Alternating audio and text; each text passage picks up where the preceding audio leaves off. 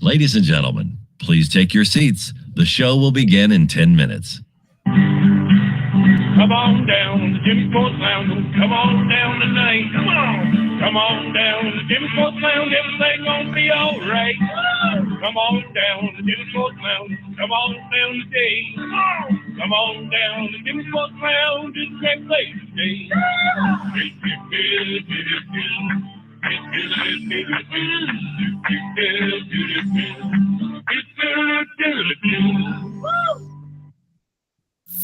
Welcome to the Cave Crew Radio pre-show. We are about to go live on cavecrewradio.com, YouTube and Facebook. Please share the show and remember to like, subscribe and hit that bell so you don't miss a thing.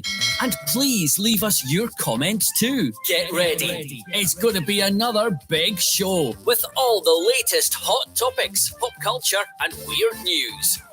Ladies and gentlemen, and I use that term loosely, here are your hosts, DK and the Big B. Oh, ladies and gentlemen, it is finally Friday night. My name is DK. I'm here with the Big B. Hi there. Hopefully he's on the mend this week. I'll tell you, I'm feeling better, but you know, like you have a cough for like 3.5 months after you get sick. Yeah. That's where I'm at the moment. All right, because you've gone through that time with your teeth and then the yellow phlegm flu, and it's been rocky. It's been that kind of year. Towards the end of the year, this year has been. Sorry, moving wires. This year's been a little rougher than most others. Between getting the actual flu, root canal, now I'm getting over a head cold. Good times. But never the Rona. Never the Rona. I was tested. Never the Rona. Me either. We're Rona free, ladies and gentlemen. I do have something here.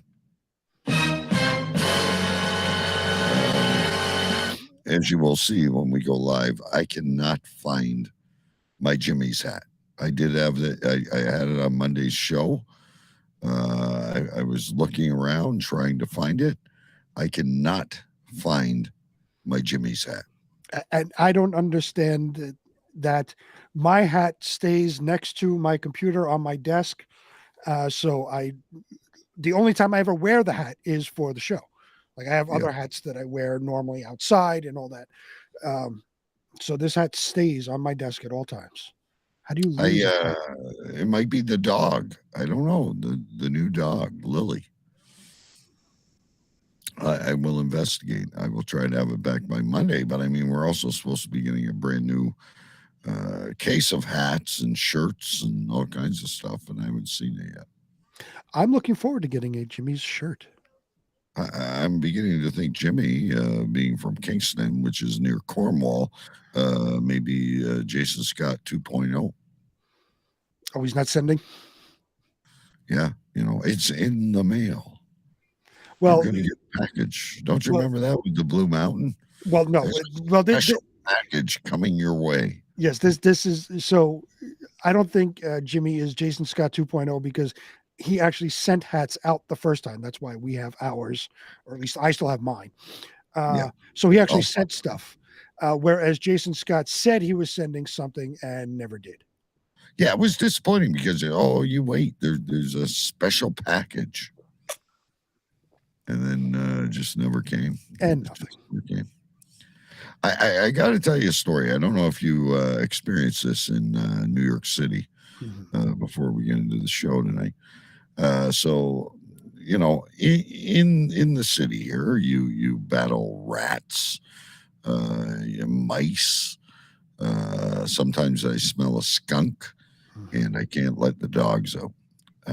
But the other day, I experienced something. And even hawks.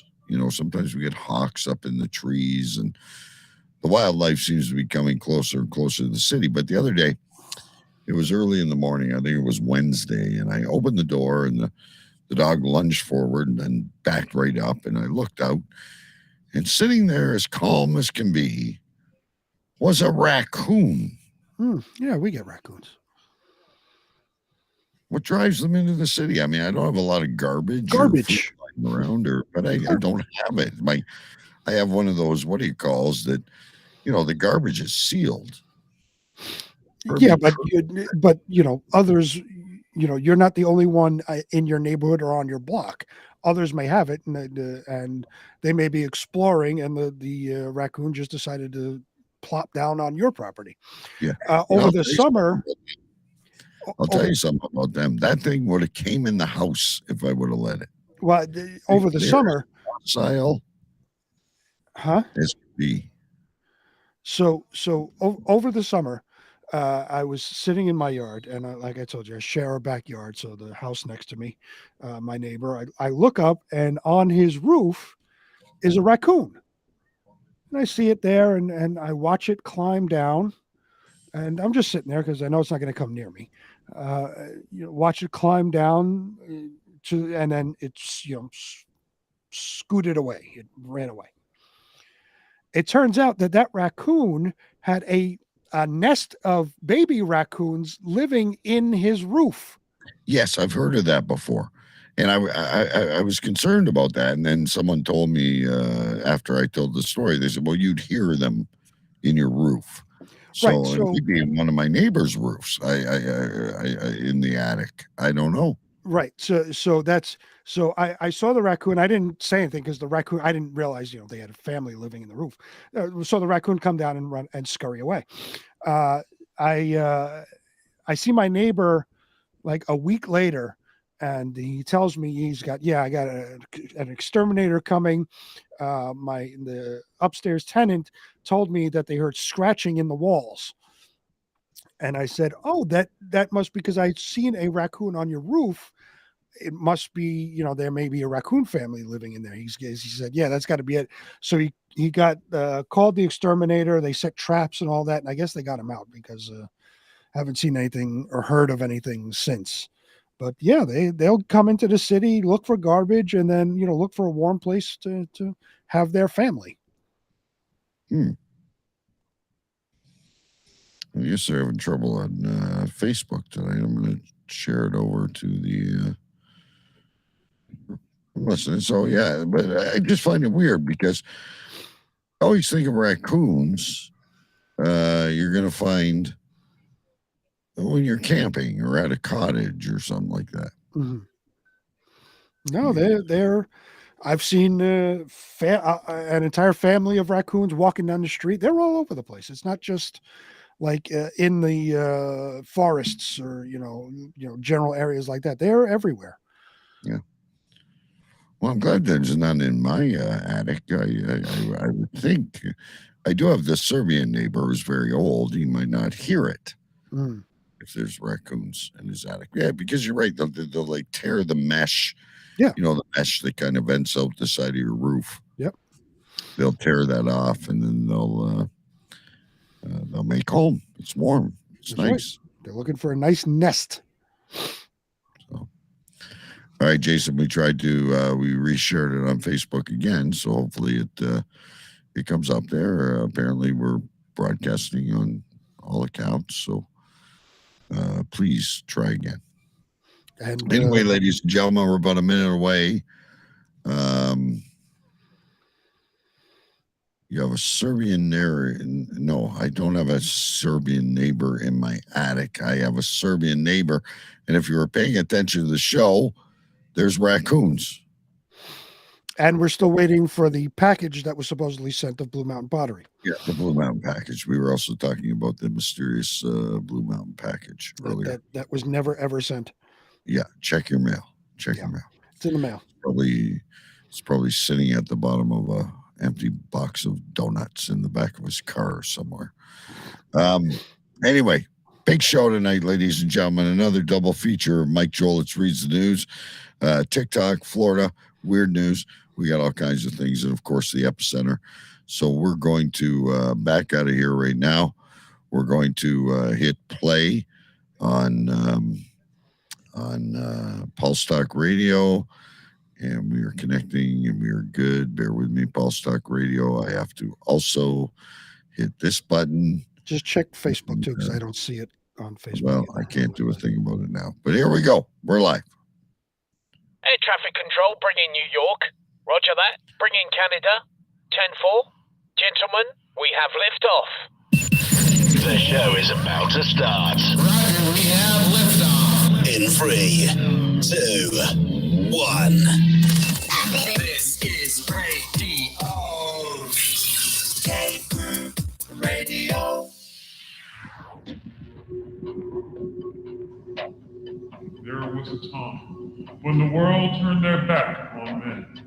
Men with a dream and savage yearning within them. Legions compelled by passion that knows no boundary. A consuming flame that defies plausible explanation. Battling the forces of domestication, they find the courage to band together to experience the awesome power of being men.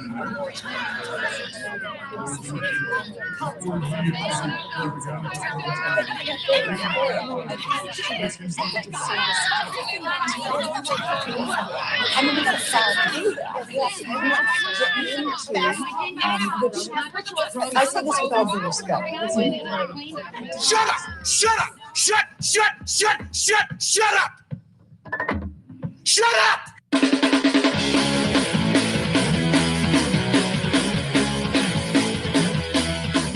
Tonight's broadcast of The Masculine Feminist has been commandeered by the secret society No Ma'am. Gotta go to a place like a shot and a beer, steak, man. Saying we can stop, get pancakes, and then we'll get laid, all right? Why do you drink ice cold beer on hot day? Mr. Clevin, what else are you gonna do with it? To alcohol, the cause of and solution to all of life's problems. The Yankees are champions of baseball. It's a power goal.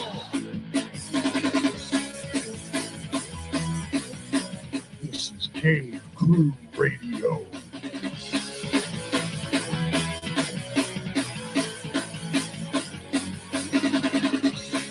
Our show is now available on News Force Radio in Ohio and Essential Radio in England.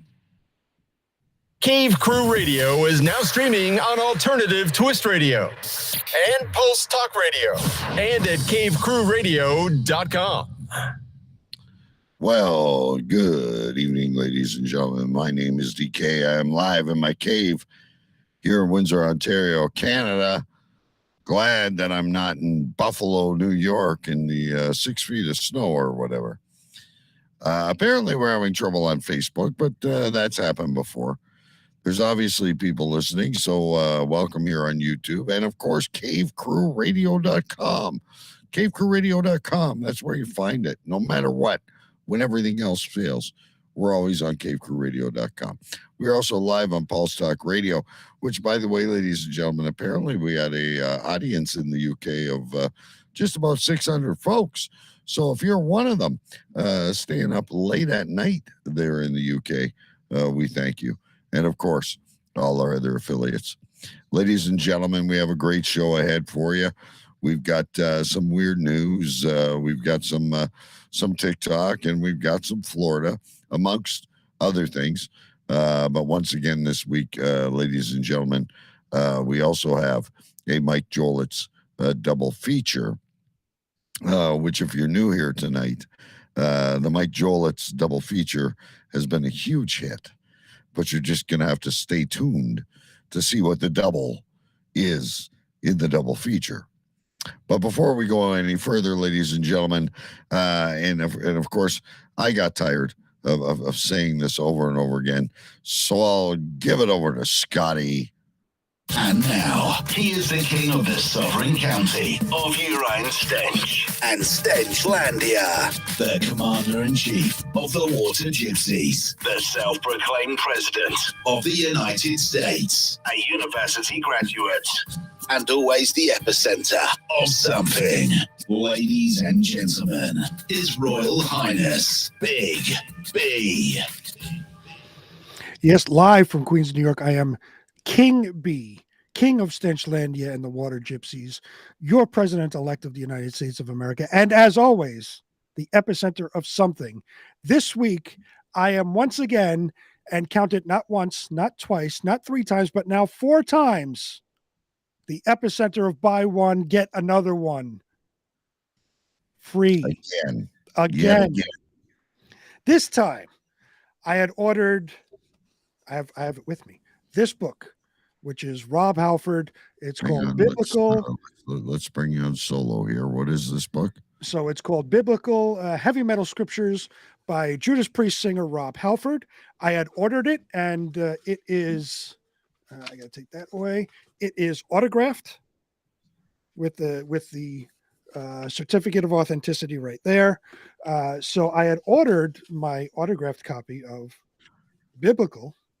The Rob. I just have a question. That guy's still alive, obviously, if he autographed it. Yes, he's still alive. They're on tour. They're wonderful things going on in the world of Judas Priest. So I ordered this. It came last week. I'm very excited. I haven't read it yet, but I can't wait to get into it. And I was very happy that I got my book. Put it down.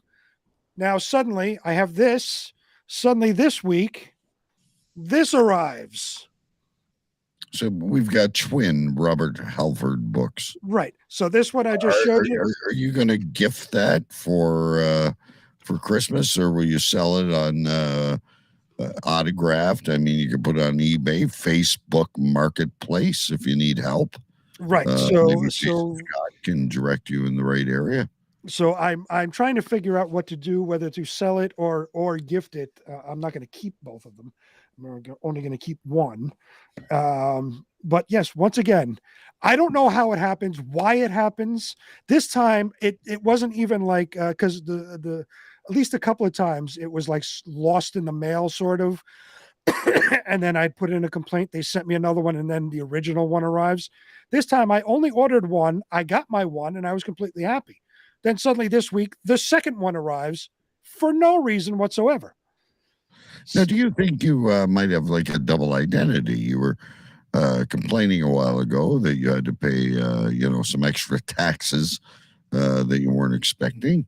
Maybe there are 2 big Bs, and they're both registered to your address. Living kind of in a parallel universe, but all the mail comes to me. Yeah, what would they call that? It's your my doppelganger. Your doppelganger. That's the word. It was at the tip of my tongue, and I just couldn't. I couldn't spit it out. You've got a doppelganger. I mean, because now we're sitting on a smoker, 50 pounds of charcoal, a MacBook, pounds. A MacBook. Now this Halford autograph book. Like, you got to start moving some of this shit out. Get yourself some Christmas money or a vacation for next year. Well, the smoker I had for sale for 6 months, and I would, because it's so heavy, it cost too much to ship, so I had set it for pickup only.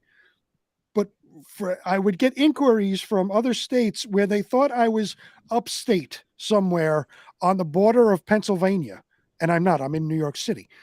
And they're like, "Oh yeah, you're right outside of Erie or whatever fucking town it was." Like, no, I'm in New York City.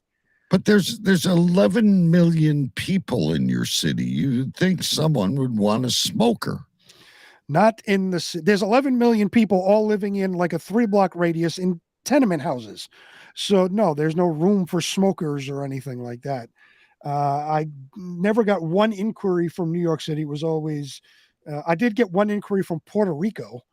Like, how much is it to ship? And I specifically stated in the for sale, pickup only, will not ship. But, Yeah, but I mean, so if I'm in Puerto Rico mm-hmm. and I really want this thing because you're giving a good deal, which you're not, you're charging exactly what you paid for it. I am not. You've got greed running out of every single vein in your body. It's an $800 smoker that I'm selling for $600. So no, you're right, and you got for free. So you put the thing for let's say $300 in your pocket, and the guy in Puerto Rico says, "I want it shipped," and you go on the calculator, and like you said, it's a heavy thing, so it's probably going to cost $1,500 to ship to Puerto Rico. But if the guy's willing to pay it, send the damn thing to Puerto Rico. But they're not willing to pay it. Smoke? What exactly would they smoke in Puerto Rico? I'm curious about that. I'm assuming the same things we smoke here. I don't see Puerto Rico as a civilized country. They still haven't had power for the past 4 years. I think they got their power back, but nobody would pay for shipping. I had one person inquire about that, and I said, if you pay for the shipping, I will gladly ship it. But for me to incur the cost, it's way too expensive. It's way too expensive. And they looked into it. And they're like, yeah, it's too expensive. I won't pay for it either. I said, well, there you go. All I'm trying to do here, ladies and gentlemen, is make sure that I get my other smoker for free. How much would you charge to ship it to Manhattan? Well, it depends on UPS. Is like $200. Why would you UPS to Manhattan? You could hire one of those Ubers or whatever. It's not that far away. Well, the thing is 200 pounds. You can't just put it in a Honda Civic. You would need a truck to bring it to somewhere in Manhattan. So you're going to let this thing rot and rust in your driveway. You don't even like anyone enough in your family or close friend circle, the ones that during the block party were allowed to sit on your property and actually embark in your pulled pork and other festive drinks that you had. There's not one person that in your heart you would say, you know what, you're a good guy. You've always had my back. When I was vomiting and pissing my pants in the white van in Utah, you took care of me. Give it away. No, I will not give it away. I did at my neighbor who was at the block party, and we were sharing pulled pork. He was thinking about it, but ultimately decided not to. My friend, Scott, he was at the block party. I gave him my old smoker, which he was excited about because he's just beginning to get into smoking meats. And he said that was far too big for him. He just wants to start off on the little one, which I gave him. So that's the people that were at the block party at my table. Neither one of them wanted it. So it's in my garage in the box. And if anything, I could use it for spare parts when things break on the one I'm using. Sure. Okay. If that's the way you want to play it, I mean, it's none of my business. I got my own smoker, but I'm just thinking you'd be like a really generous guy. Give it to the Goodwill or the food pantry or something like that. They could have smoked Spam with their soup. They could, but I want money for it. I appreciate that. Anyway, ladies and gentlemen, welcome to the show. As I stated earlier, we have a very big, fun show, and I don't know if anyone else is picking up on this lately, and it could be because he's a little natty, because he's been sick with his tooth and the cold. But we went into all that bullshit about Hallmark, and I can't remember what the other. Oh, the lady that found the wallet. Mm-hmm. And then on one side, I'm feeling the good. I'm feeling the ghost of Christmas hope, and then tonight we talk about having all this extra shit, and there's people that need stuff in this world, and he's going to keep it in the garage, and just sit on it and see how many doubles of everything he can get.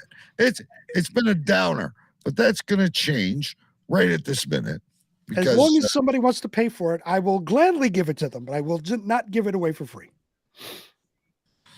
All right, very quickly, and I don't want to rant because we got a lot of shit to get to. Are you excited that Donald Trump is running again?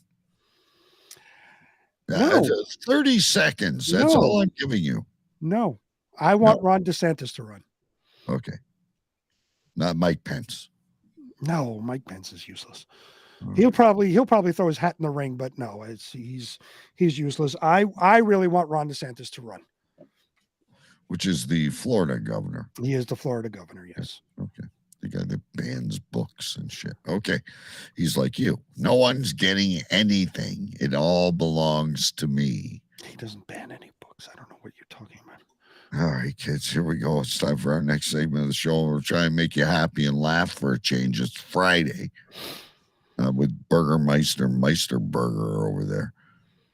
Now, it's time for the news with our senior correspondent, the Big B. Oh my God, you're evil, absolutely evil tonight. Why? Because I won't give things away for free? No, hey. Throw some fucking charcoal to the water, gypsies, for fuck's sakes. I've used most of the charcoal already. It was 105. I ordered 35 pounds. I got 105 pounds, and I've used most of it already. So I can't give anything of that away. I'm not giving away a $1,800 computer, and I'm not giving away an $800 smoker. I will deeply discount these things, but I'm not giving it away. I think the computer would be easy to sell, and you'd be able to get a good shipping price on it. But anyway, it's actually not because of the economy. It's still too expensive. People just don't have the money. Over to the news. If Big B's attitude hasn't disgusted you tonight, this story surely will. First story. First story of the night comes from the USA Today. Headline reads, North Carolina Pest Control Company will pay you $2,000 to have 100 cockroaches in your home. There you go, ladies and gentlemen. Then you would be able to afford the smoker or the MacBook Pro sitting in Big B's garage. But not both. Not both, but if you got a friend, you could both get cockroaches. Well, there you go. Then you can have both. Could money persuade you to live with 100 cockroaches crawling around your house? A North Carolina pest control company is offering $2,000 to homeowning families willing to take in 100 roach roommates for an experiment. As technology advances, we're always looking for the newest and greatest ways to get rid of pests, cockroaches specifically.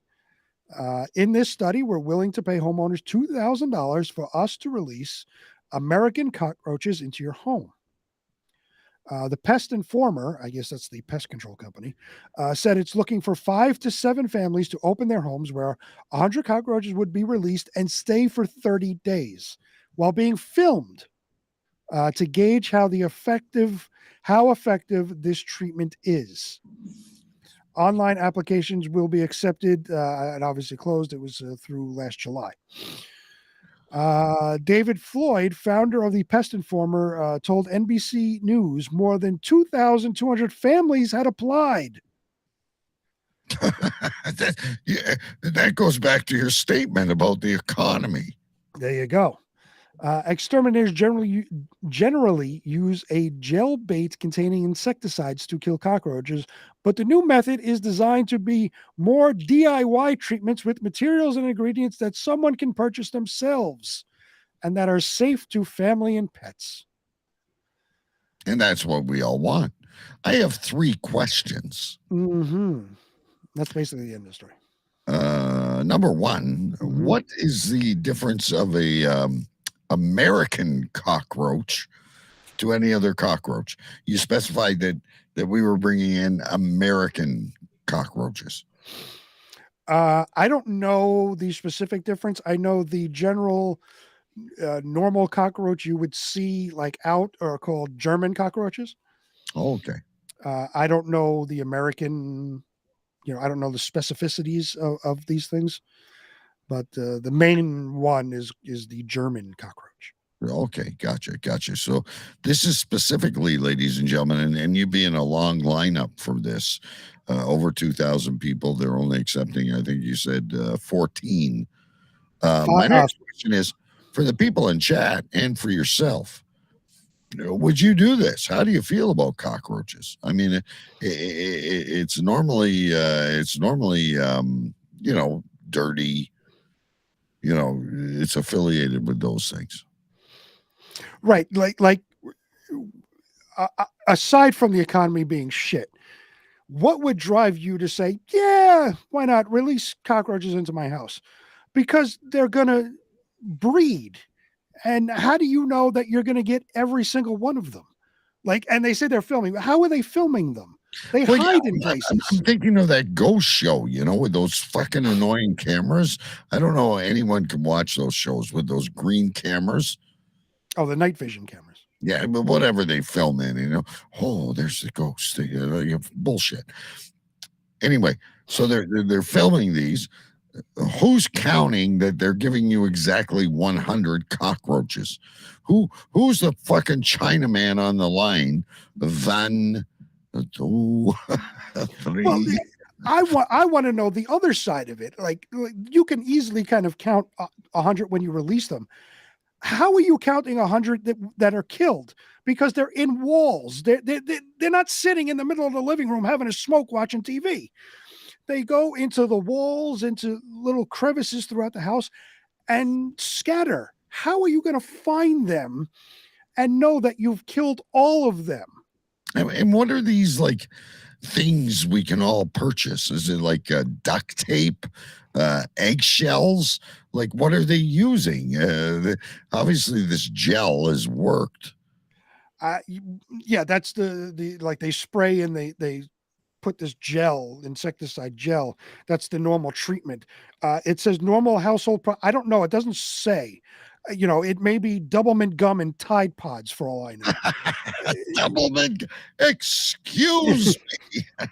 We have a ding, ding, ding to start. There you go. So, but I don't know. It never specifies. That's the one thing with these stories that we always do. They never specify the things that we really need to know. Like they say, household items. Okay, what household items? Yeah, it could be anything. Could be Febreze. Who knows? Lemon juice. Vinegar seems to be the clean all. It could be Aquanet hairspray for all we know. Oh my God, are we showing our age now? Aquanet hairspray. Fucking bringing them back to the 80s. Fucking styling their fucking cockroach antennae. I bet you Nair would work. That we wear shorts. We wear shorts. If you dare wear shorts, therefore shorts. Yeah. Oh, yeah. Any of our female listeners out there on Pulse Talk or Alternative Twist or anywhere, News Force Radio, Cave Crew Radio, any of our female listeners use Nair before they embark on their shorts in the warmer weather? It's curious to know. Is Nair still around? I have no idea. We'll have to. I don't know where our fact finders are anymore. That's true. They seem to be diminishing on us. We need our Cave Crew Radio fact finders. Can you still buy Nair on Amazon.com or at a grocery store near you? Is cream, apparently a cream that would dissolve the hair. And you want to talk about family friendly. If it's dissolving hair, what the fuck else was it doing to your body? Oh, who knows? But I don't know if this was a thing by you, but when I was a kid and Halloween came and they're throwing the eggs and doing the shaving cream and all that, you would always be scared to get the Nair egg in your hair because then it would remove all your hair. That was like the old wives' tale kind of thing for Halloween. Yeah. I mean, obviously it was never a thing. You get older and you realize that was never a thing. But when you were a kid, it's kind of like the cooties. Right. Yeah. When you were a kid, it was like, stay away. If somebody's throwing eggs, run the other way because there could be Nair in it and you'll go bald. I was like, all right, whatever. I just want to announce before we go to the next story, the artist known only as C from Riverton, Manitoba, says that Nair shit burns her skin. So obviously she's used it. I imagine it would burn your skin. It's dissolving the hair. Right. And like you said, what else is it doing? Acid or something. I would think. Anyway, from cockroaches in your house over to the Special Olympics, ladies and gentlemen, the Paralympics. Before we do the Special Olympics, I have the special drink. Oh, wait a minute. We got to take a short break here, folks, and bring Big B. I completely forgot about that segment. Yes, it just arrived. It just arrived. This is a Brandy Alexander. Now, that is a beautiful drink. Looks like you got some chocolate syrup or something around the rim. Or there's some chocolate syrup, some cinnamon. There's cinnamon in there. You can see it. I don't want to tip it, obviously. But there's some cinnamon in here and brandy and what else is in it? Brandy and cream de cacao and all sorts of good stuff. Brandy Alexander this week, ladies and gentlemen. Brandy Alexander. And I can smell the cinnamon every time I take a sip. I smell the cinnamon. Sounds like a Miss Universe contestant, Brandy Alexander. And do you have a whole picture of that as well? Is there a whole pitcher? We're being asked. A shaker full. Okay, good. So you can have a second. I can have a second if need be. Okay, because I always wonder, you're balancing between those drinks, peanut butter whiskey, and beer. No wonder you're hammered and get the bed spins when you're done the show. Often I do. Sometimes I don't. We'll see what happens tonight. It's always a crapshoot, ladies and gentlemen. You just never know. But what a beautiful drink that is tonight. And good on DK, ladies and gentlemen. Never gets any credit for anything around here for picking up that was chocolate syrup.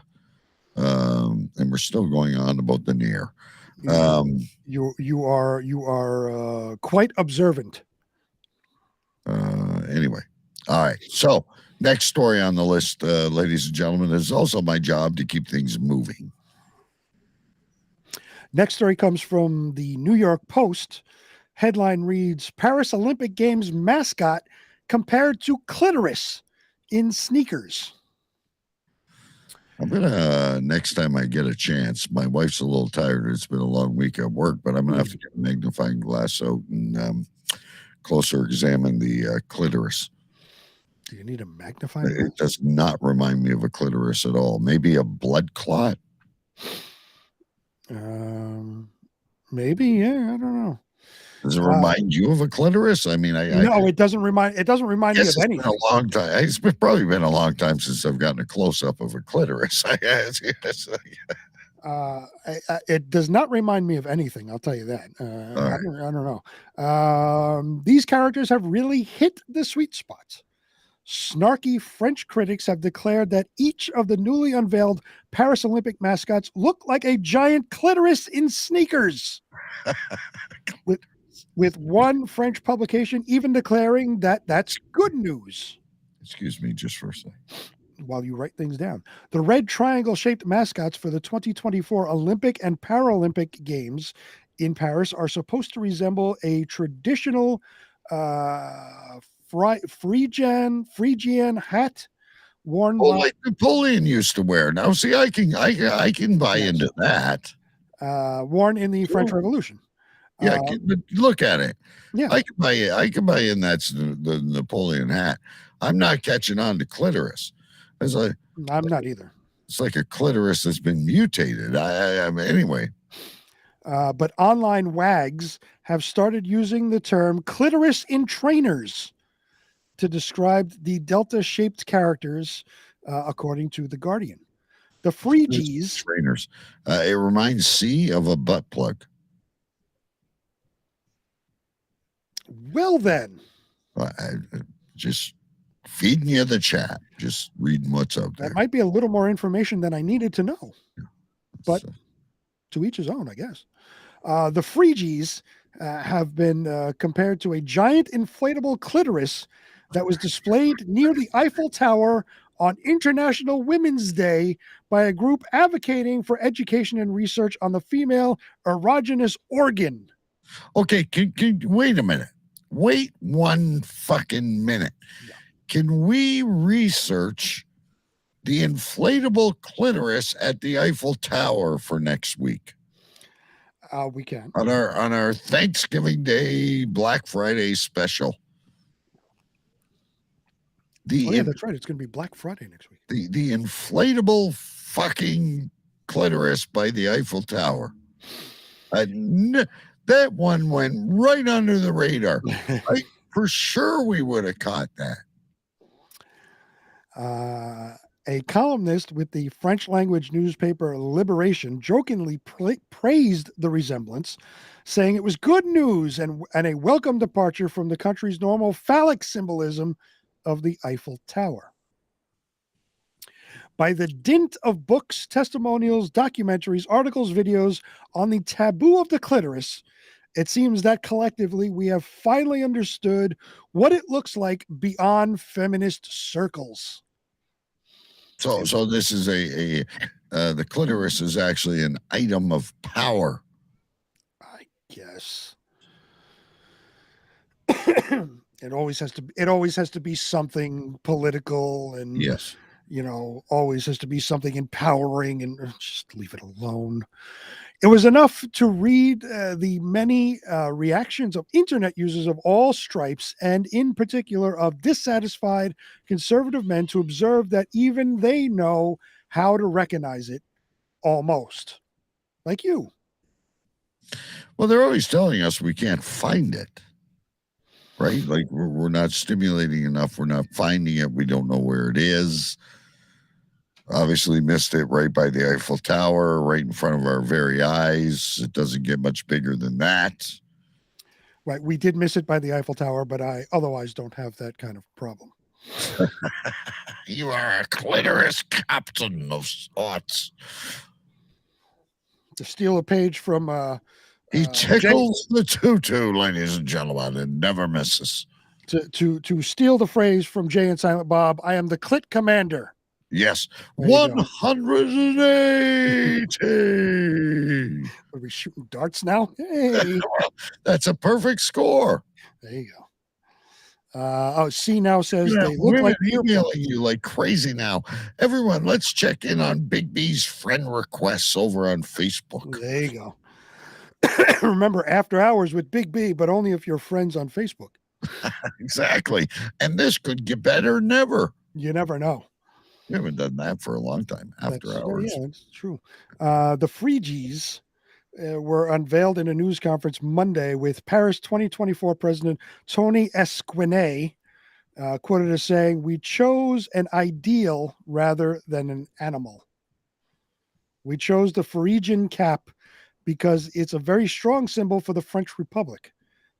For French people, it is a very well-known object that is a symbol of freedom and an object that will represent mascots across the world." And who would have thought, ladies and gentlemen, from now on, when you watch like historical shows and documentaries, the next time you see that hat on Napoleon, you will know that he was truly a feminist in his own day because he was wearing a clitoris on the top of his head as he conquered the old country. Yeah, that's Napoleon, good old clit hat. Excuse me. I'm going to bring up the next story. Ladies and gentlemen, this is truly a fun story to close off the weird news of the week. And before I read this, I have to admit, I honestly thought it was fake. I had to look it up, and there were from tons of other legitimate news sites about this, not this specific story, but about this quote unquote couple. So I did realize it was legitimate. So this comes from the Mirror in the UK. Headline reads, "Woman who married Ragdoll says relationship is hanging on a thread after he cheated." I can't wait. I just can't wait. I live for Friday nights, ladies and gentlemen. I loathe the rest of the week, but I live for this. Not because I'm part of it, but because the things I learn. You do learn a lot on this show. A woman who claims to have married a ragdoll says their relationship is now hanging by a thread 1 year on, and has accused her handmaid husband of cheating on her. Is this like Pinocchio? Like she knitted the thing or what? I guess. Rivon Rocha Moraz, wow, was all set to celebrate her 1-year anniversary with Ragdoll Marcelo, but was left brokenhearted. After a friend saw him sneaking into a motel room with another woman. What friend?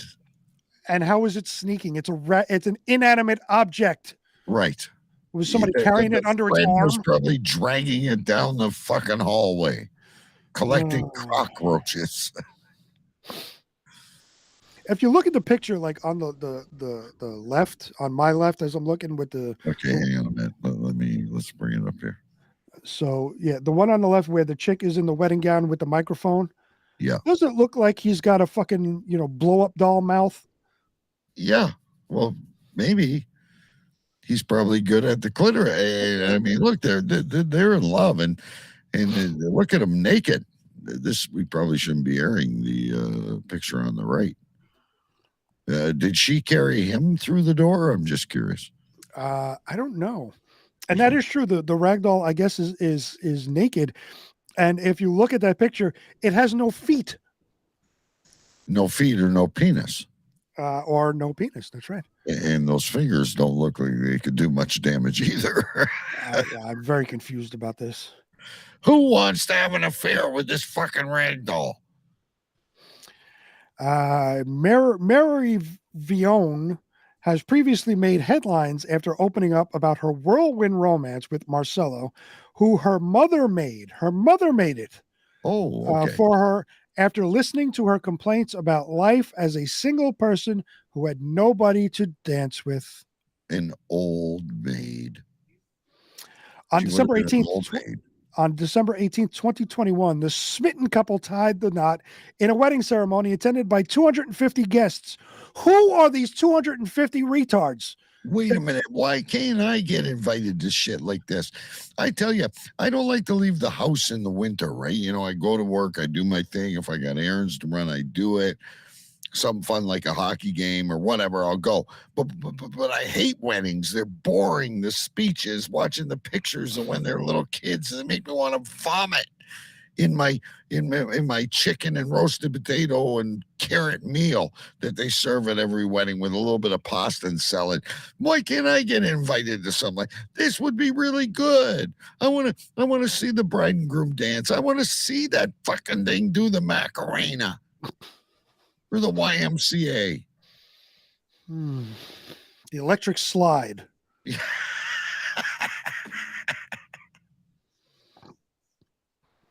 The wedding was attended by 250 guests, and it wasn't long before they welcomed their doll baby, Marcelino. You're going to tell me how this thing was conceived, aren't you? I don't know. In a home birth, aided by a nurse and a doctor. Not one of those. What do they call no midwife? This was this is a nurse and a doctor. Yes. Sadly, it wasn't long before cracks appeared in their fairy tale. What was the placenta made of? Cotton batting? Cotton candy. Okay, gotcha. Maravion from Brazil claims she and Marcelo are now sleeping in separate rooms after she discovered he'd been cheating on her with another woman. He'd probably be fine in the closet. Just put some mothballs in there with him. Now, I know this isn't the segment, and I know you don't have it queued up, but... Good, I could. Can you? Is it going there? Yes. Okay, hang on. Hang on 1 minute. It's happened where? On TikTok. Oh, God. She has now opened up about their stringy romance in a candid TikTok video. Of course. Which is clocked. You can't escape it. It's everywhere. It's bigger than TMZ, ladies and gentlemen. It is clocked up to 1.6 million views and more than 120,000 likes. You people are feeding this shit. Oh, absolutely. Every time you like one of these videos and you bump it up the algorithm, you're feeding this. So here, me and Big B, we can pass judgment. We're just telling you the news. But those of you liking and sharing and all this other shit, you're making a fucking rag doll, a social influencer. You're an enabler. Yeah. You're an enabler. Absolutely. I found out through a friend who told me that she saw Marcelo entering a motel room with another woman while I was hospitalized for 3 nights and 3 days with Marcelino, our son who had a virus. Is he in an incubator? Marcelino, I'm assuming, back together again, like fucking Humpty Dumpty sitting on a wall. So how many people in this idiot's life is enabling this dumb bitch? Because she has a fake ragdoll husband. She has a fake ragdoll child that apparently was hospitalized because it had a virus. It's a fucking ragdoll. It doesn't have a virus. What part of Brazil is this where actual legitimate nurses and doctors are enabling this shit? And 250 friends and family go to a wedding with this ragdoll. He looks like nonsense. Mr. Bill, for fuck's sakes. Oh, Mr. Bill.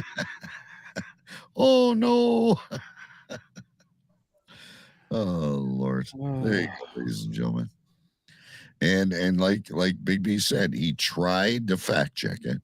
He tried to prove that we were wrong in bringing you the story, but it was impossible. When I read it, and you know, I get these stories and I read through them, and I decide which ones will work, which ones won't, and if any of them are not legitimate, we won't use them. Yeah, and I'm saying there's no way that this is a real story. This has got to be a fake news story. And I looked it up online, dozens of other articles from legitimate news sites that I know are legitimate news sites covering this, covering the wedding and all of this stuff. I was like, you got to be kidding me. This is a real thing. I can't believe it. I tell you, we should open up like a museum in Niagara Falls or somewhere like that, or Las Vegas, of all the weird things that we've discovered. And like have like a piece of bark of the actual tree that woman married, and maybe we could have Marcel and Marceloni or whatever the fuck you called the kid, enclosed in plexiglass. We could have an entire wing of people that have married inanimate objects. Yeah, the most bizarre things. Anyway, ladies and gentlemen, we got to keep moving. One of our stalemates here on the show is the one and only Mike Jolitz, and his original segment is he reads the news. Don't touch that dial. Cave Crew Radio will be right back. And now, Cave Crew Radio presents Mike Reads the News with Mike Jolitz.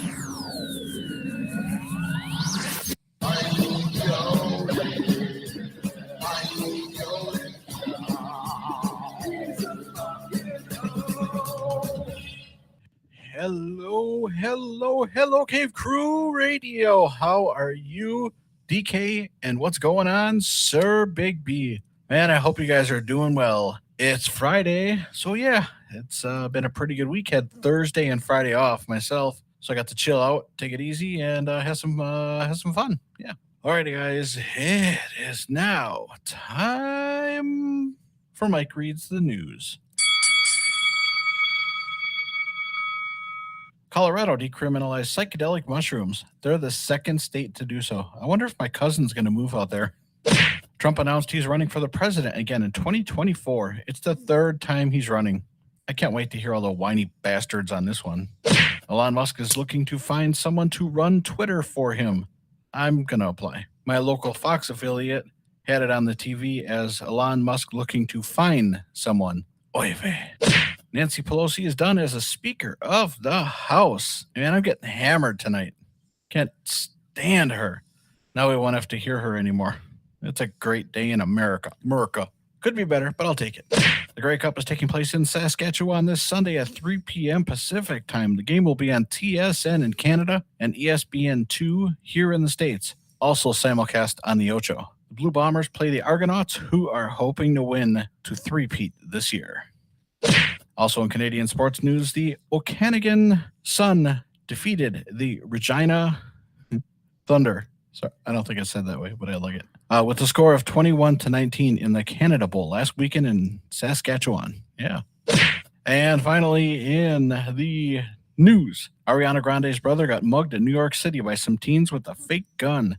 I have no idea who he is. His Louis Vuitton purse with anal beads and a vibrator inside was stolen. The beads and sex toy were returned when the kids drove back and launched them out the window at him as they sped past. So all that ends well. Ends well.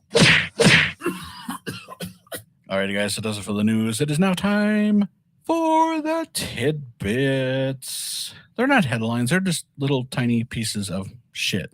Yeah. Christina Applegate got a star on the Hollywood Walk of Fame. Nice. Yeah. Johnny Ketchup of the Quits shaved off his beard. That was an iconic beard. Why, man? Yeah. Comedian Gallagher died earlier this week. Oh, no. On Tuesday, Morrissey canceled his LA show after 30 whole minutes due to his vagina getting cold. Oh, yeah. Kevin Conroy, who voiced the animated Batman, died. He was 66. Oh, no. And finally, in the tidbits, my band 212 is number 2 on the alternative chart in Surprise on Reverb Nation. Holy crap, what the hell? Yeah. Alrighty, guys, so it does it for the news. It does it for the tidbits. Make sure you guys hang out and listen in for the Twitter shits. Tschüss, ciao, and auf Wiedersehen. All right. Later, guys. Have a great show. Bye-bye.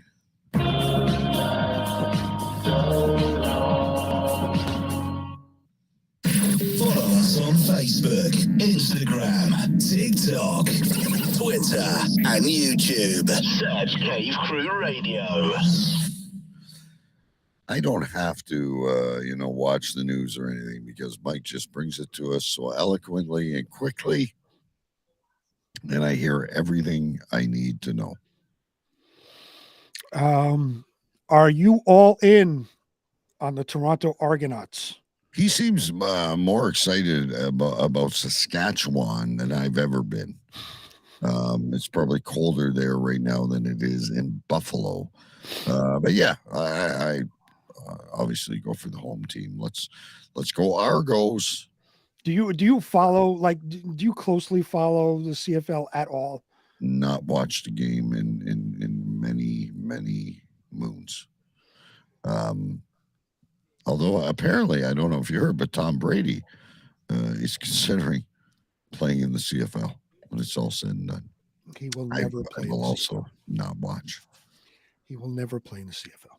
Don't like 3-down football. I played it when I was a kid because, of course, I'm Canadian. I prefer American football, but anyway. 3-down football and 105 yards. 105 yards, yeah. And you can kick and miss the kick and still get a point. I don't know if you knew that. No, actually, I didn't know that. Yeah. If you miss the kick and the guy doesn't run it out from the end zone, you can still get run it out. So, if the guy doesn't run it out, you still get a point. You get 1 point. It's a ridiculous game. It's fucking stupid.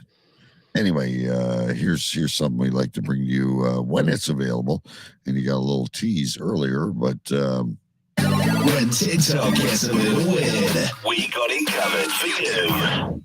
Yeah, we were on top of TikTok for you, ladies and gentlemen, and it never seems to fail.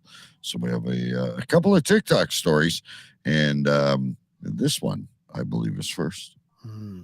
This comes from Nar City, which is up in Vancouver. Headline reads, "Are you ready?"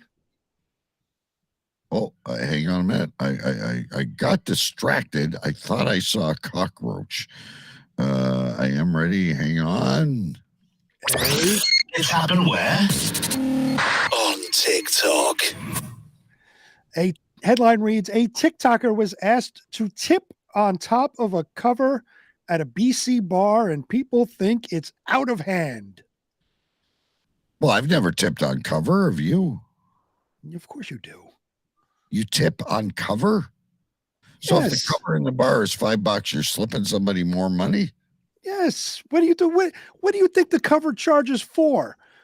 The cover charge is for the general admission to get into the place to enjoy whatever entertainment is going on. There's no guarantee you're going to buy a drink. For? I haven't even entered the building yet. I'll tip the waitress when she bends down and shows me some cleavage, but what am I tipping for as I'm walking in and paying my cover charge? I don't even know if the act is any good. No, you're not tipping as you're walking in. You're paying your cover charge, and then when you get in, you're tipping. Oh, I'm assuming she's tipping the cover charge. No. Oh. All right, I'll sit back and listen and behave. The British TikToker, getting LinkedIn messages. The British TikToker had a lot to say after a bar in Vancouver had a tip option for people paying cover. People on TikTok are getting heated about the tip option, and some think that tipping in general is getting out of hand. Well, see, I think I'm right. They wanted her to tip on top of the cover. I think as it at least here in New York, if you go into a club, you pay a cover charge at the door to get in. Then you go in. There's no guarantee you're going to buy drinks or anything, so that's what the cover is for entrance into the place.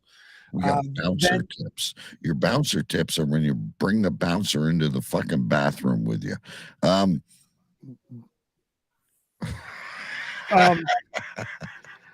I think you need to explain that a little further. Not me. Because there are a lot of generalities that can be made on that statement. Not me in particular. I have never brought a bouncer into the bathroom. Have you raped? I have not raped as of yet. But I get tempted by some of these stories. But listen, I'm getting off topic here for a second. I want to talk about tipping in general. I think it's a good conversation to have. Like when you're in Nashville, I was in Nashville like a couple months ago, and the band is playing, and they're obviously they're getting a minimum amount, and they're extremely talented. They have a bucket. And they even have them around here. I've been around to different events, and they got a little bucket in front. And if you like a song or they do a request for you, you throw a tip in the bucket. Go out to eat with the wife, and you know, if we're getting good service and the waiter or waitress is making us laugh and waiting on us attentively, they get a good tip. A guy that delivers your pizza, it's warm, he's friendly. You give them a tip. I have never tipped a bouncer to enter a place that I don't know what my experience is going to be like before I've even gotten in the building. Never have I tipped. It's like fucking tipping a busboy for taking my luggage up to the room. It's your fucking job. I didn't choose your career. So okay. So by that logic, you never tip. I do tip. I tip quite often, and according to my wife, I quite often tip too much. So okay. So then the statement you just made that you don't tip a busboy bringing luggage up to your room or whatever because it's their job. Every other thing that you tip, it's still their job. So if you're tipping a waitress or a waiter at a restaurant, that's their job to bring you food and take your order. If you're tipping a bartender, that's their job to make your drink and bring it to you. So you work all week. Well, let's imagine this, and you have young kids still. I don't have young kids anymore. I can do this anytime I want. But you have young kids at home. You got date night. It might be a rare thing. And you're bringing your wife somewhere. It doesn't matter where it may be. It might be a Denny's or it might be a 5-star restaurant. Mm-hmm. But the server makes you feel special, or the guy that's cooked the meal, you give a compliment to, and he comes to the table and he speaks to you, or the bartender. When you're on vacation, you're having a couple drinks and tells you some stories about folklore. They've earned the extra bit. You know, it's like me and you. We're here. We're begging for money. We're begging for listeners. But we're trying to do our best every single time we do the show. We're not just, thanks for watching the show.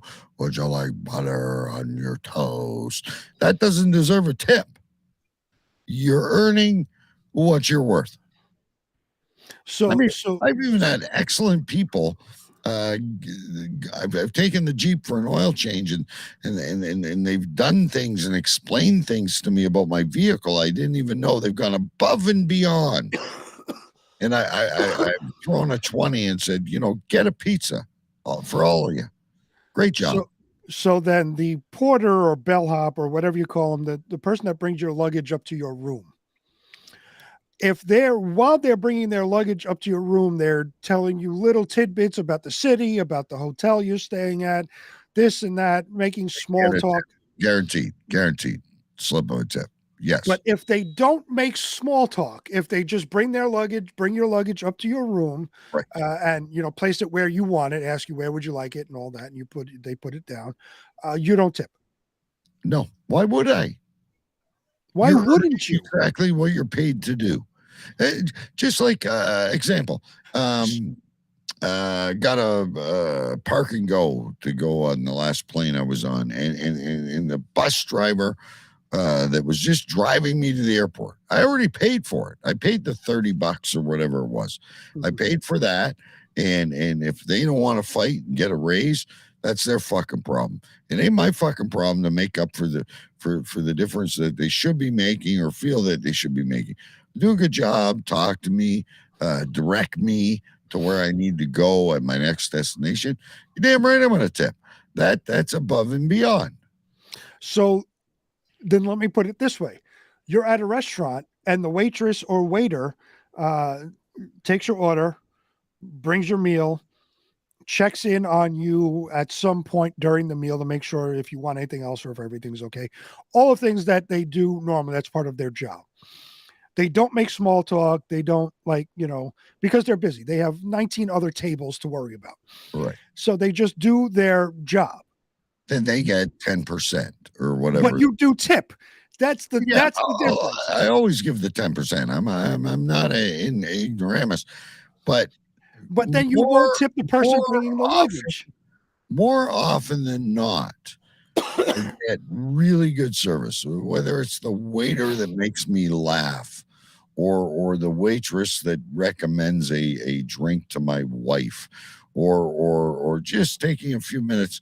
Would you like me to top off your coffee or whatever the hell it is, or just being timely, because we've all been to restaurants where we're waiting around for fucking ages just to get our drink to start the night. You ain't getting no big tip out of me. A little bit more, a little bit more, a little bit more. The more you more, some of these people literally put on a show for you. They actually become part of the date or part of the dinner if you're with the family.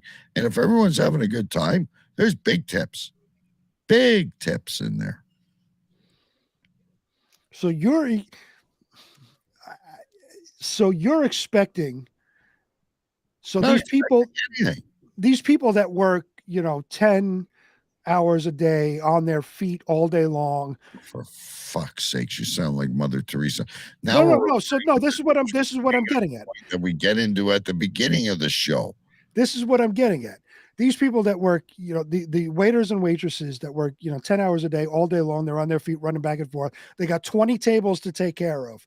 You're expecting a song and dance with them in order to give them a decent tip. If they just do the bare minimum, never once said song and dance. If they just do the bare minimum of their job, and asking me if I'd like more coffee, that's not a song and dance. Look, brother, I work 12 hours a day and get bitched at constantly, and I never get a tip. Okay, I get my wage and I go home at night.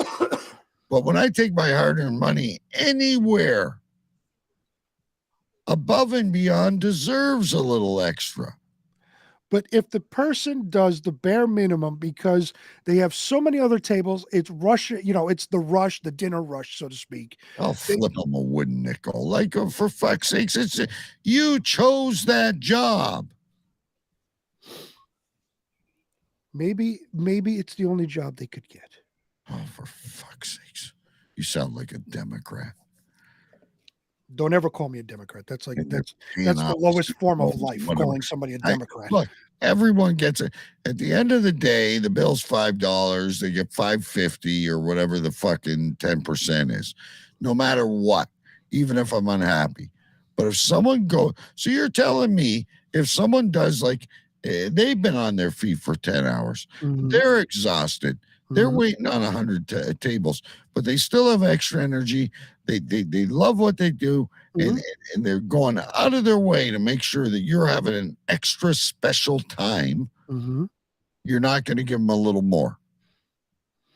I give a lot to begin with. Like, I won't do 10%. I'll always do at least 20% on a tip.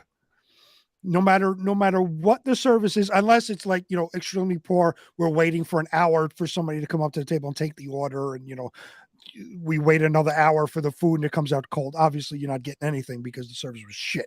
Well, probably because the person has 180 tables and they've been working 12 hours on their feet. Have a little compassion. In that case, no, I'm not having compassion because you're waiting 2 hours for food. But under normal circumstances, under normal dinner rush and all of that, I will always tip at the minimum 20%. And I'm telling you, 9 times out of 10, because I recognize the good in people, just a little bit extra, I tip over what I probably should. But you just said 10%. 10% is. I'm telling you, 10% is if the person's just fucking giving me the service I could get in a drive-through. 9 times out of 10, I'm happy. I'm not saying I'm unhappy with everywhere I go. Most of the time, we're happy. We're having a good time. My wife's smiling. She's walking away going, thanks for the night. I've had a few laughs. I've got, hot coffee in my cup, or my beer's being replaced, or, if I need more salt and pepper, it's there. They're getting a tip. Unquestioned, I tip very well. It's very rare for me to refuse a tip. I never refuse a tip. Have you ever just given a penny? I guess that's the ultimate insult. I've never done that, but apparently that's the ultimate insult to a server. I had one time, and it wasn't me. I wasn't paying for it at all. We were at in my old job. We were at a department lunch at a very fancy, expensive steakhouse, not too far away from my job. And this is when I was in the accounting department. So our CFO, our chief financial officer, took us out for lunch, and we had a good time. Service seemed okay to me. I wasn't paying much attention because I wasn't paying for it. Loved the food. Everything was great. We get up to leave. He gives his credit card, whatever. So we're leaving. The waitress comes running over and she grabs me. For whatever reason, she grabs me. She said, did you make a mistake here? I said, I didn't pay for it. I have no idea what you're talking about. I wasn't me paying. He paid. And she ran over to our CFO. Apparently our CFO gave him $1 tip. And this is, a very expensive, steakhouse where you're paying, at least $400 for the department to go out. He apparently made $1 tip for whatever reason. And this chick was pissed. Well, yeah. Especially in those fancy restaurants. Yeah. I'll tell you, another funny person was my dad. I swear he had a calculator in his pocket anytime we went out to eat, and he would 15% exactly to the $29.97. There you go. It was right on the dot every time. No, I'm a good tipper. Smile, get my order right, maybe make me chuckle. Every time that happens, the ka-ching goes up. I love any kind of service above and beyond. A bartender, a Uber driver, a waitress, a barber, whatever it is. Just that little extra that makes you feel important for something you're already paying for. You're probably overpaying for what you're paying for in the first place. Okay. I have a question, and this is a discussion for another time, and I know it's not directed at you. How come you don't tip at fast food restaurants? I never tip. Do you? Right. Nobody ever does. Nobody ever does. And it's the same thing. But you know what's killed the tipping, because when we were at Tim Hortons, because I have a pass in that. In the days of cash, if the coffee was 80 cents, let's say, they give you $1 and tell you to keep it. Right. And my wife would come home. She'd make more in tips than she did in wage. And that's at a fast food restaurant. But in the days of the debit, I feel bad for these people. They're not getting anything. Yeah, I don't give anything at a fast food restaurant, and it's just a given that you don't. Yeah, I that's a debate that, if I was paying cash, I probably would. So like if I was getting fast food, it was $4.50, I'd say, yeah, just keep it. But in this day now, there's really no change to barter with. Right. Who even really carries cash that much anymore? My barber is cash, and I'm thinking of going tomorrow. And if I do, I got to stop at the bank machine and get cash, because I got my debit, I got my Visa, but I got no cash. Right. And that's the point we're at. It's rare that you go to a place that is cash only. And when you go there, you have to because I don't carry cash either. It's all my debit card or a credit card or something like that. So, if it's a cash only place, I got to go to the bank. I got to stop at an ATM machine, pull out cash. Whereas 20 years ago, even it wasn't like that. Everybody had cash. Oh no, you always had cash. Everything was cash, right? The bank machine was excuse me, the card was a tool you used to get cash. Right. Yeah. Right. There was no interact. Right. It wasn't a branded. So when we go to the hockey game in a week, I still need cash to park and shit like that. But even the arenas now, they're cashless. Yeah. Oh yeah, they're cashless. And it was like 20 years ago. We're talking about the debit cards weren't branded as far as Visa, MasterCard, debit cards. They were just a strict debit card. The only thing you could do with it was go to the bank and take out cash. Now you can pay for things with it and all of that, using Visa, MasterCard stuff. Now, I'm not at this point, but there's even people that fucking tap their watch and shit. And oh yeah, I have it. On my phone. I have my Apple Wallet, and I have cards associated with it, so I can just pull up and tap my phone, and I'm done. Yeah, it's crazy the way things are today. Yeah. But anyway, I'm a good tipper, ladies and gentlemen. Trust me. Here's a scandal at another restaurant that also involves our favorite subject. Hold on, let me get you, because we never actually read the story. It's a good one. I gotta the topic. I gotta get it. Hold on. Because we never actually read the tipping story. We just discussed, which was good. No, well, that's what happens. That's why, I throw you shit and I say, can we make anything of this? And sometimes I look at it and I go, fuck, these stories are terrible. We're going to be starving throughout the show, and we end up with a great show. And other times I'm like, man, these stories are killer, and nothing ever happens. So before we get into this story, so that woman was originally from the UK. So everybody listening live on Pulse Talk Radio, let us know what goes on in the UK as far as tipping. Yeah, I'd be curious about that too. What is the global standard? What is the global standard for tipping? Yeah, because we give you, Canada and the United States, we try to give you as much as we can. But we rely on you guys. We used to have a English guy on the show before, once a week was too much work, which I hear over there in the UK, 1 day a week, a whole year. Are you fucking kidding me? cavecrewradio@gmail.com. Let us know what goes on over in the UK. Please. The next story, and make sure you have it ready. Not yet. I have it ready right here. I will let you know.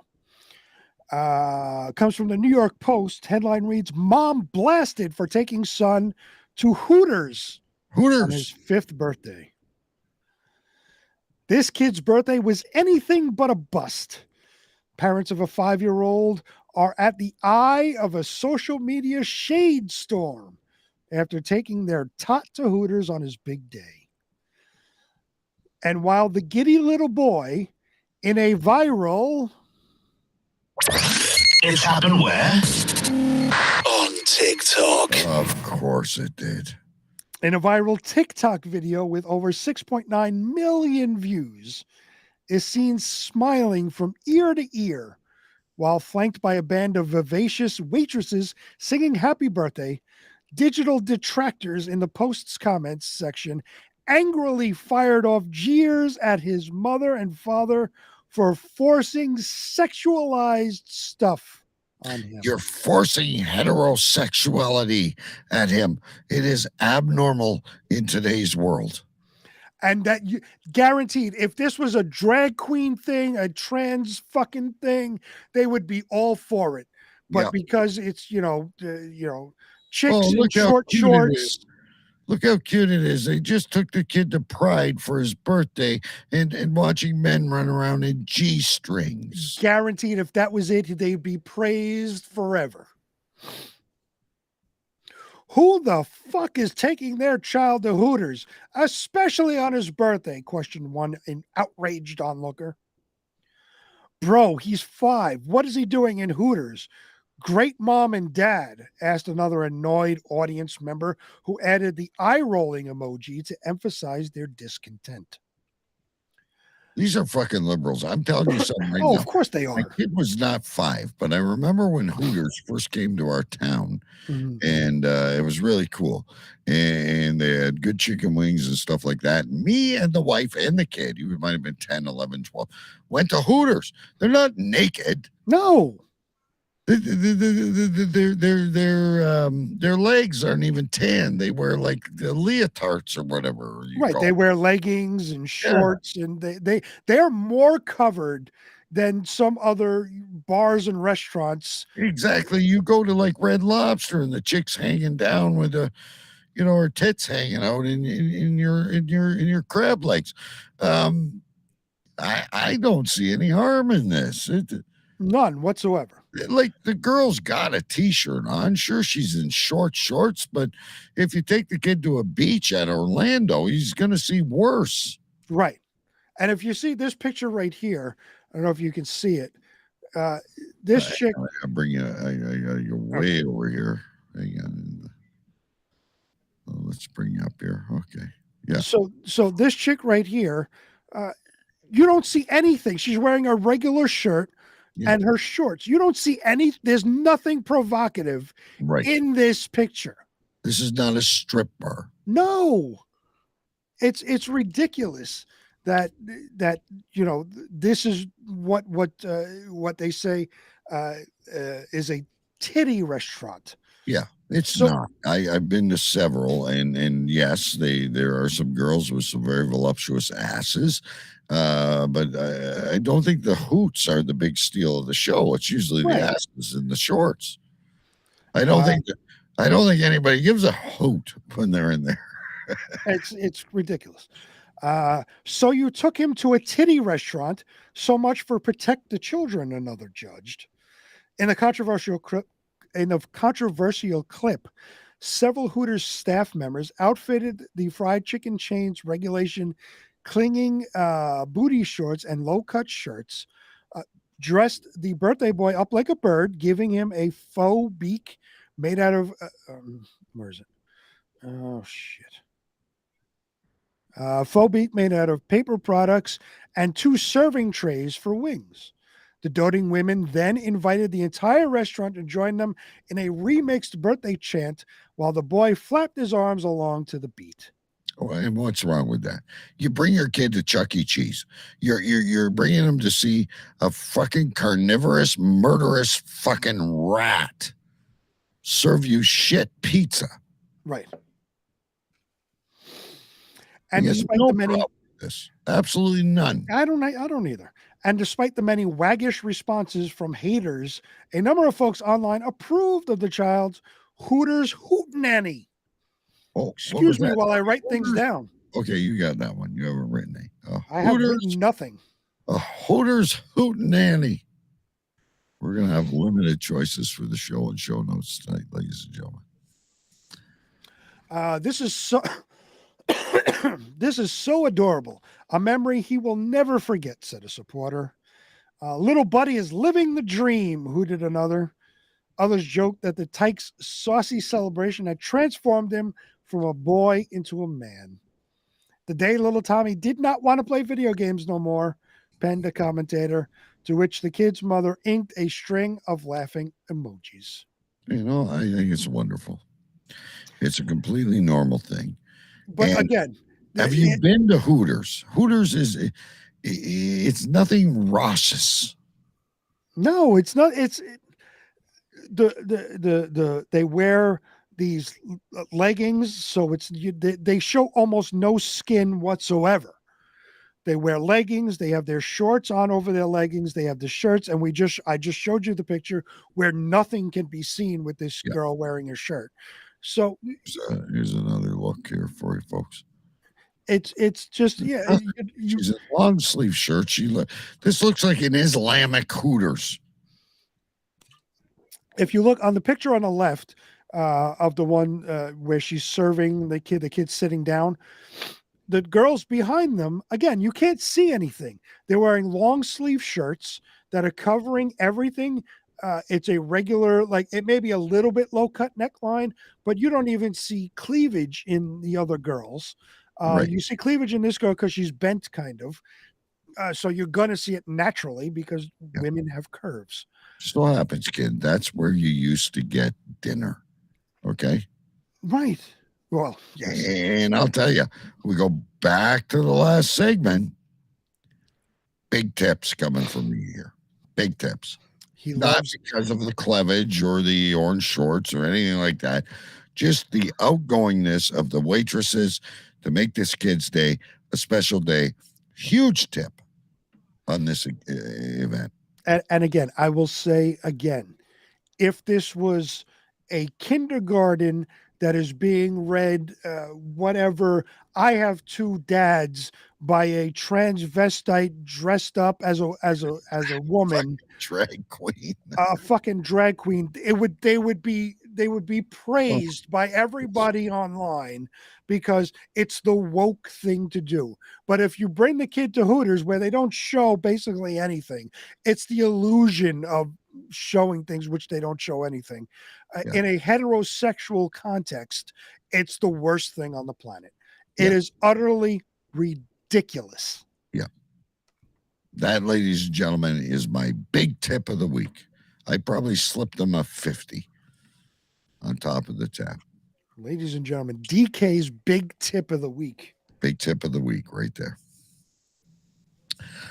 All right. There you go, folks. That's your TikTok. We may not get to Florida until next week, but that's okay. That means we're doing things right. We're having a good time because we definitely got to get to this. It's all the rave. People are going crazy. They're messaging us. They're asking. I've got to go to Mike and say, is it a double feature this week? Are we going to pull it off? And we've got new graphics for him here, ladies and gentlemen. It is time for another social media segment that is very popular on the show. Now, it's time for another edition of Twitter Shits with Mike Jolitz. Mike Jolitz Twitter shit. You write the tweets and he reads it. Mike Jolitz Twitter shit. You write the tweets and he reads it. Mike Jolitz Twitter shit. You write the tweets and he reads the fucking shit. All right. All right.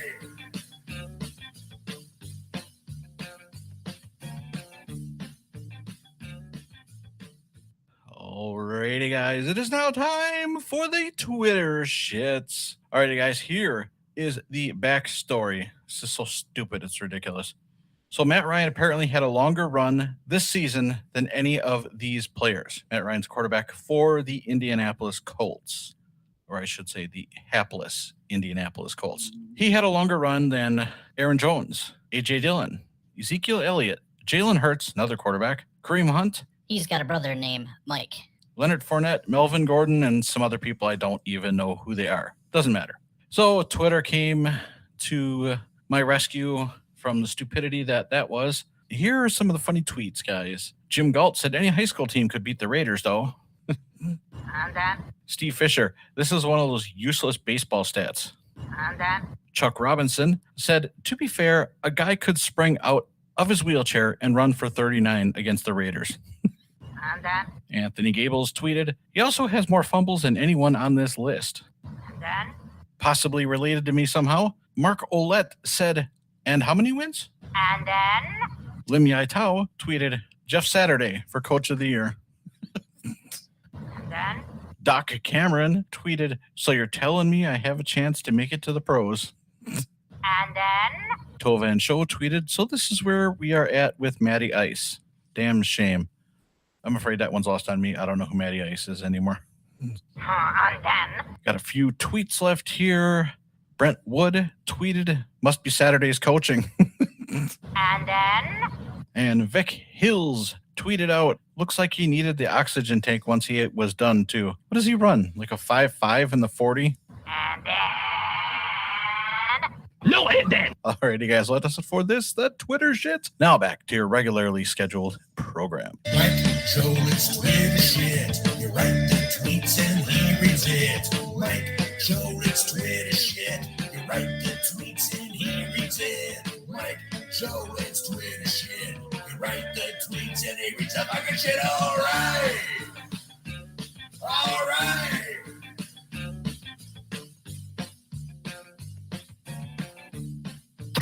Hot topics, weird news, shock talk radio, cavecrewradio.com.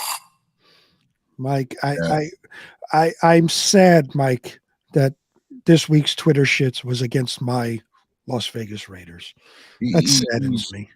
He's indiscriminative, though. I know. I did like the comments. So I have to admit the comments were funny. And of course, Matty Ice is Matt Ryan. But yes, it was against my Raiders. Leave my Raiders alone. Yeah, they're having a rough year. I'm sad. But for those of you that don't know Twitter, ladies and gentlemen, it's a wonderful place that Elon Musk is currently trying to destroy. And it's different. You know, TikTok is videos. Instagram is videos and pictures. Facebook kind of covers the whole glass menagerie of everything. But I've always liked TikTok, even from the days of All Radio X when they had that show Beyond the 140, and they would pick someone from TikTok and interview them every week. They were TikTok or Twitter. They were after us. Twitter. I like Twitter. I quite often go on Twitter, even for sports and stuff like that, because you get fast stories, fast facts, 140 characters, and you can put a link. And then, if you're interested, you can click the link and read the story. I've always been a great fan of Twitter. I've always loved Twitter. So 90% of the Twitter workforce has left because they don't want to work 40 hours a week and work in the office. And Twitter worked just fine. The actual app itself was exactly how many people do you need to run Twitter? Obviously not 90% of them. We run Twitter by tweeting. I mean, they have, you obviously have to have certain back end people with server maintenance and all of this and, going on. So, there's a few hundred people that need to be employed at Twitter. You don't need 7,500, which is as shown today by the 90% of the I'm not going to work 40 hours a week. It's too much for me walkout that happened this morning, and Twitter is working just fine. So good riddance to the 90%. Good luck finding another job. Yeah, and exactly. Thank you for contributing to the economy. We're not going to make it to Florida this week. We'll hold that off for Thanksgiving extravaganza. Maybe we'll have more to add next week. But how do you feel about Elon Musk? You know, the guy's obviously a successful businessman. I heard today that now he's looking for someone to run Twitter. Well, like any person that owns, they don't run the company. Any person that owns a company doesn't actually run the company. This isn't a bit. The only reason why it's news is because it's Elon Musk, and whoever owns, General Electric, they don't run the company day to day. They have a CEO. That's what CEOs do. Elon Musk owns Twitter. He will find a CEO to run day-to-day operations. Owners do not run the company. That's not news. The mainstream media is making it news because they want to, tear down Elon Musk in any way possible. But so the what guy's he's doing, obviously successful. right? Because he's successful. He's He's gone the to world's space. richest man. Yeah, he's gone to space. He's built these cars, these Teslas. So, calling this guy out saying he doesn't have a clue of what he's doing is malarkey. Is utterly stupid. Yeah. So as all these liberals try to tear down Elon Musk and then step into their Tesla to drive off to somewhere else, makes no sense. And I saw a tweet actually this morning which explained what was going on in Twitter very succinctly and very rationally. What Elon Musk is doing is, in essence, and it was a really long, 10 segment tweet. In essence, what Elon Musk is doing is what he's saying is Twitter is run by 10% of the employees, the other 90% do nothing. So what the mandate of the importance of it has to be done by this date or else really showed the 90% that do nothing. Right. He's cutting the fat. He's cutting exactly what that tweet was about. He's cutting the fat. He's seeing who can work in high pressure situations and get things done. So he eliminates the 90% of the uselessness and keeps the 10% of the actual workers that keep things running. And that one lowers overhead costs because you're not paying for these 90% salaries of people that basically do nothing. Right. You can increase salaries to the 10%. They deserve it. Right. You can increase the salaries to the 10%. You have more money to attract high value talent. And you ultimately, once you get past all the mainstream media bullshit that's going on, you increase the value of your company tenfold because now you are have employees with purpose that are driven, that work, and that will put out a product that everybody will flock to. Now everybody's already flocked to Twitter. An efficient company, which I think we all should strive to work for a company like that, because at the end of the day, the efficient company will be standing through good times and bad. Exactly. The efficient company will not, through good times and bad, will not come out on the negative side of a balance sheet. If the economy goes into a downturn, they may have some bad quarters, but ultimately they will be fine. Yeah, a company that is not efficient will run in the red for years until it's unsustainable and they fold. Right. Keeping lazy people just because they're good people.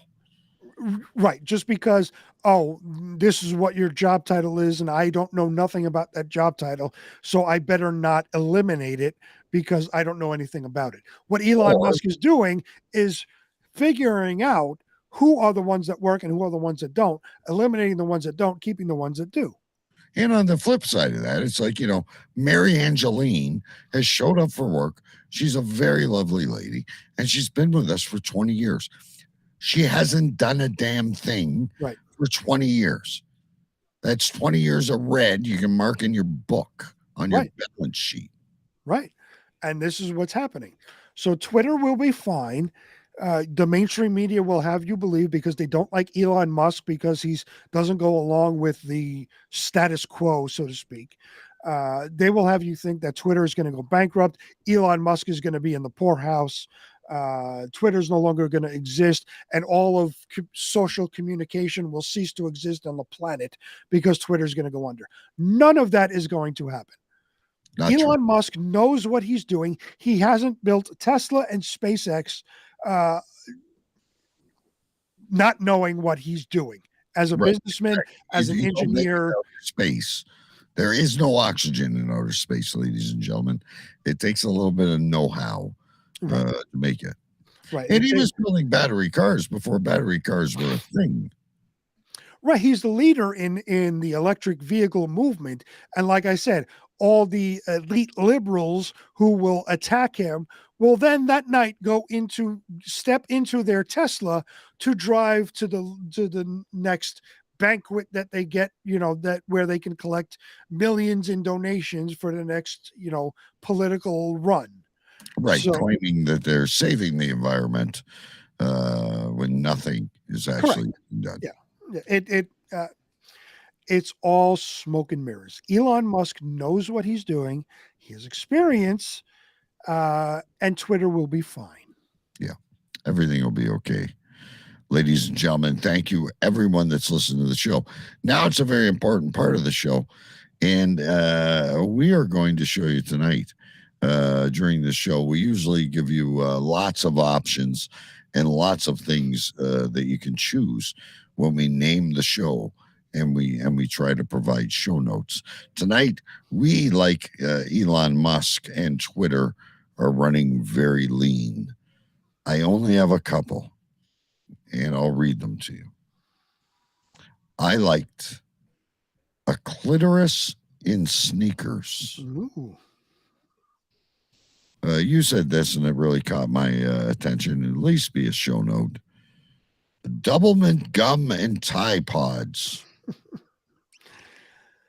And the only other thing I wrote down tonight, ladies and gentlemen, because there was so much great conversation, is Roach Motel.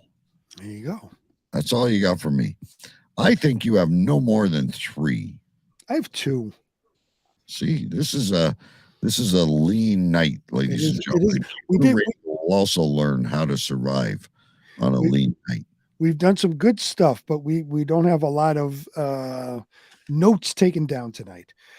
So my first one, I would guess, would be in the running for a show note. This was your new quote unquote segment, the big tip of the week. Oh, okay. Big tip of the week. Maybe that'll carry on. And my other entry would be the entry for the show name. It is Hooters Hootenanny. Oh, I like that. I don't know how to spell Hootenanny. HOOTENANNY.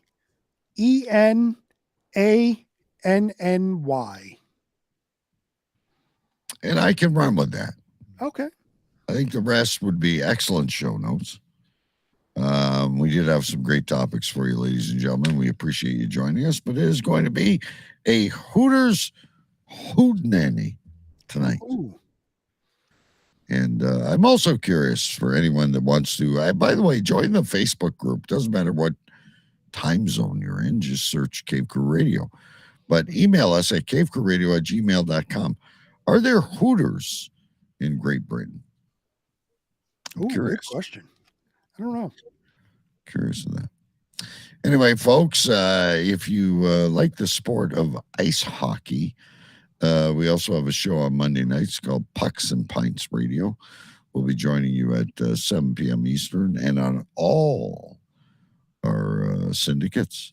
You can catch us there. If not, we'll catch you Friday. And who knows? There might be a big tip of the week again next week. I'll need a sound clip for that, of course. All right. And by the way, you need to get that Trump doll out again because he's becoming relevant. I have it every week. I play it every week. All right. Here we go, kids. We'll see you next week. Later.